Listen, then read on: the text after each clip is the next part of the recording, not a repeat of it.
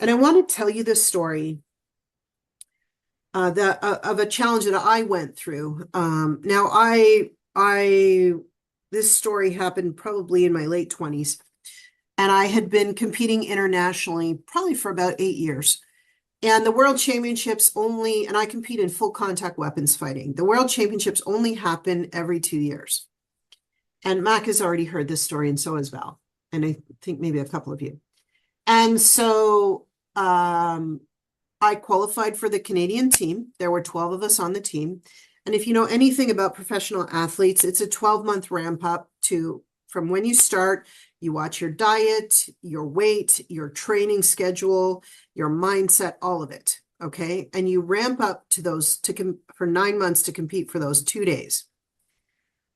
So we do our, 9-month, 10-month training. We're on the other side of the world in Manila, Philippines at the World Championships. And two things happen. First, our coach steals all our money. Okay. No money. Secondly, he leaves. He's like, I'm not coaching you anymore because we called him on stealing the money. So he left. So here we are. There's 12 of us. Now, let me give you some context here. So the last 8 years, I had only ever won silver and bronze, silver and bronze, silver and bronze. Now you may be thinking, well, Laura, there's third world problems, and then there's you winning a gold medal. But for me, that was my struggle. And our struggles are always individual, right? Why couldn't I do it? What was wrong with me? What was I doing wrong? What wasn't I doing? I mean, I did the whole Rocky thing, like I looked at my films. I did the training with the tires, like the chains. I did the whole thing. And I just couldn't seem to win the gold. So I decided that on this trip, this was going to be my moment. So, of course, all this happens, and I gather everybody up together because I'm, of course, the troublemaker on the team. And I say, all right, everybody, what are we going to do here? Are we going to DQ, which would be disqualify, which would mean we never get to compete. Nothing happens. We go home. Or are we all going to go home with gold? Because I was ready, but I wanted the team to be with me too. And of course, everybody's face lights up and says, we're all going to go home for gold. We don't care what happened. Great. So everybody goes out to the prospective fights. So let me give you some context around the fights. Fights are 3 rounds. They're 1 minute each, and it's full out for that minute. Okay. So the day goes by, I get into the gold medal round. I've probably had about 25, 26 fights now. Okay. I'm exhausted. So I get into this last fight. The first 2 rounds go. They were pretty even. I thought I did okay. And so then we're having our 30-second break between the third round. And I have this moment of me looking across the ring, and there is my team. And let me just qualify this. When you compete, it's very much an individual sport, but it's also very much a team sport. And I had never really tapped into that.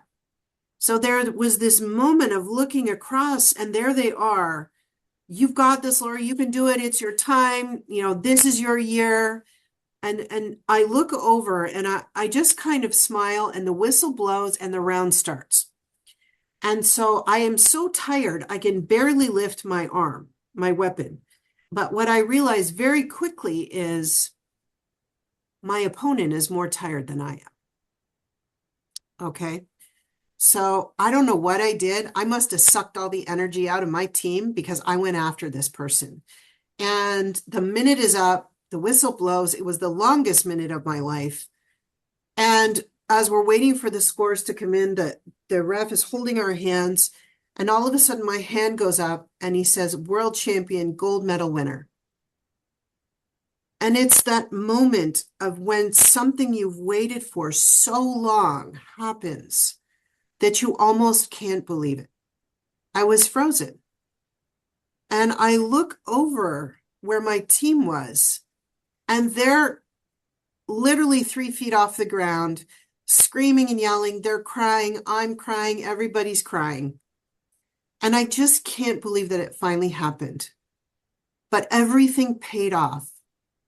So what I want to say here is, from that story, the moral of the story is if someone steals your money, go win a gold medal out of spite. It's cheaper than therapy and it's shinier. But the reality about this is 8 out of 12 of us went home with gold medals that day. So there was something special happening there. And the reality is that you don't have to do it alone. Support is not a weakness, it's a strategy. And it took me that long to realize that I didn't have to do it myself.